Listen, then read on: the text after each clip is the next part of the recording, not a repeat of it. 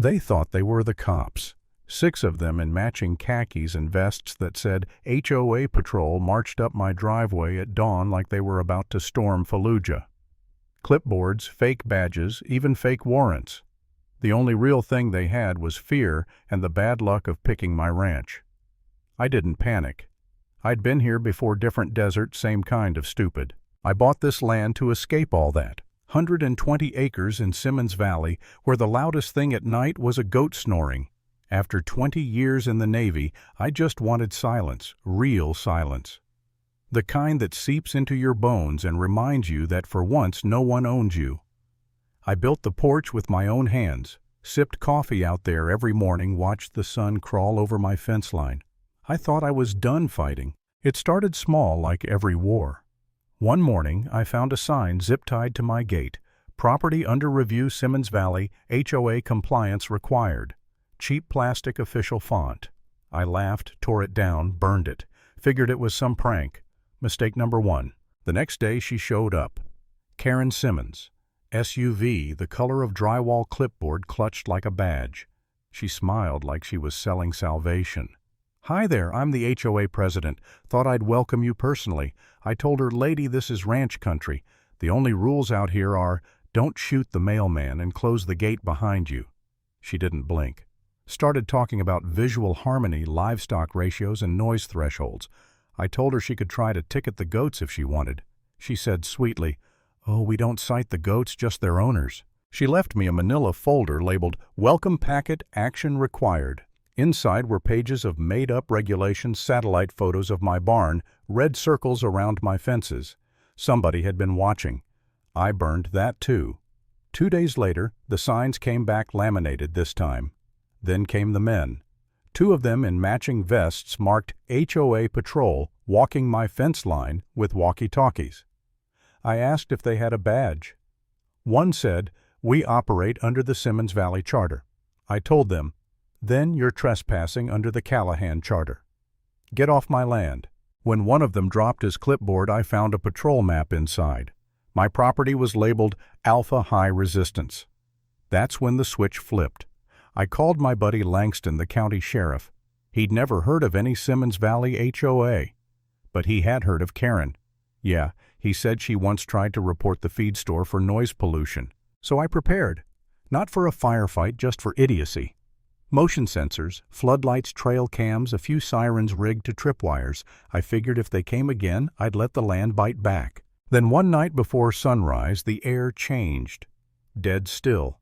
No wind, no bugs. Just that sound. Crunch, pause, crunch. I knew it. Trouble trying to be quiet. I slipped on my boots, coffee and hand lights off. Out by the barn, 5 figures moved in formation. Headlamps off, radios on their collars, fake vests gleaming. HOA Patrol, version 2. They crossed the first fence. Then click. Every floodlight I owned detonated into daylight. Sirens screamed. Goats yelled. One guy tripped, and Linda, my queen goat, rammed him straight into the dirt. I stepped onto the porch, calm as church. "Morning, gentlemen," I said. "Planning to announce yourselves or just hoping for surprise points?" Clipboard guy stammered something about HOA Emergency Code 7A. I told him, "Did y'all make that up in a coloring book?" That's when real lights hit, red and blue, rolling up my driveway.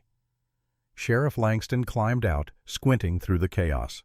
"Callahan, what the hell is this?" I said. "Dress rehearsal. HOA SWAT team." He wasn't laughing. He arrested 3 of them on the spot. Their binder, hand-laminated, listed violation classes like it was martial law. Class 1, fencing misalignment. Class 2, unauthorized rooster activity.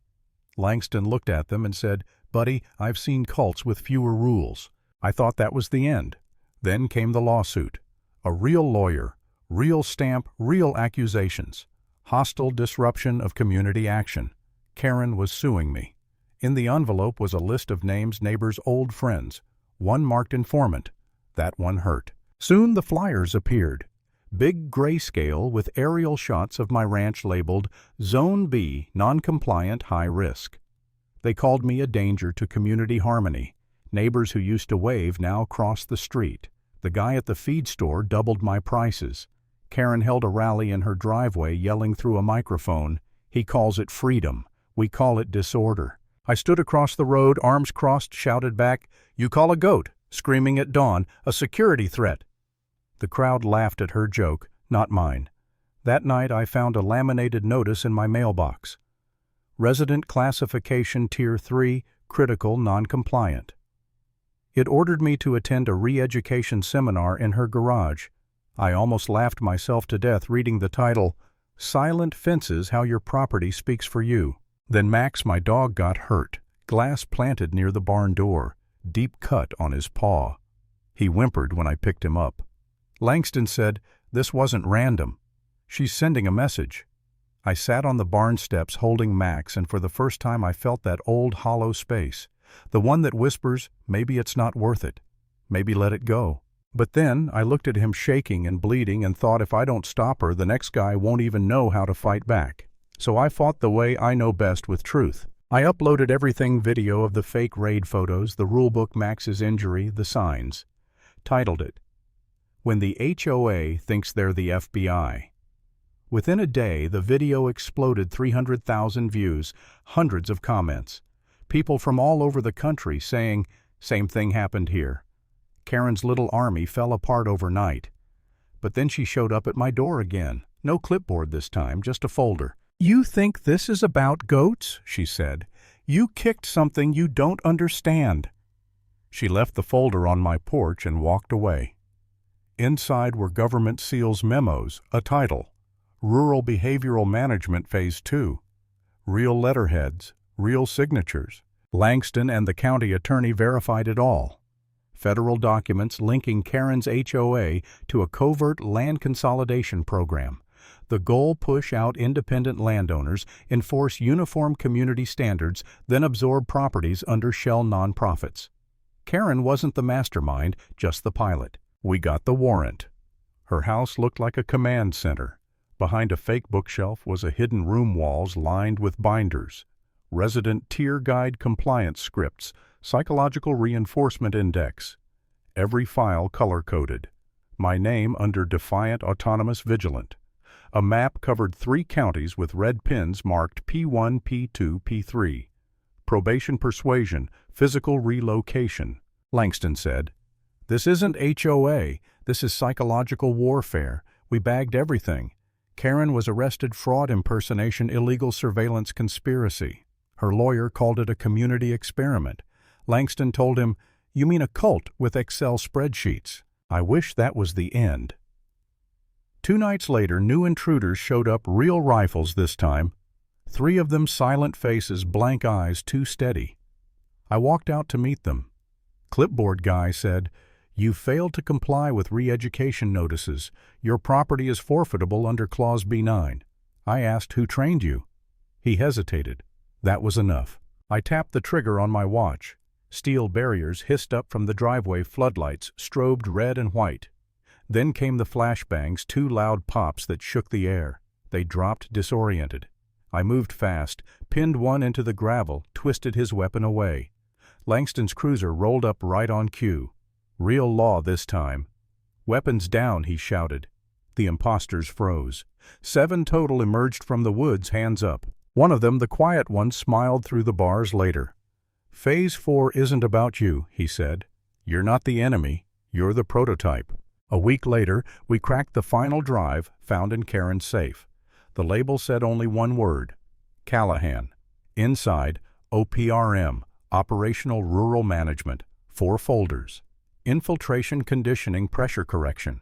Every phase detailed with footage of me, drone shots, porch audio, even private calls with Langston. They'd used my own life as a test case, and worse, my own research. 12 years ago in the Navy, I'd written a report on stabilizing rural regions after conflict. They'd turned that into a playbook for domestic control. The last file was a video. Karen calm, almost serene. "If you're watching this," she said, "you saw the truth. You showed us what resistance looks like and how to break it." Then she smiled and the screen went black. I didn't break. I gathered every file, redacted. The neighbors filed a federal whistleblower complaint, then hit publish. The story went viral again. Oversight hearings opened, OPRM was officially shut down, and Karen faced new charges federal this time. Things are quiet now. Max still limps, but he runs. The goats still scream at dawn. I still check the cameras before bed. Because silence never stays silent for long. And if you ever think freedom ends with a fence line, remember this: the moment someone starts drawing maps of how you should live, you're already on it.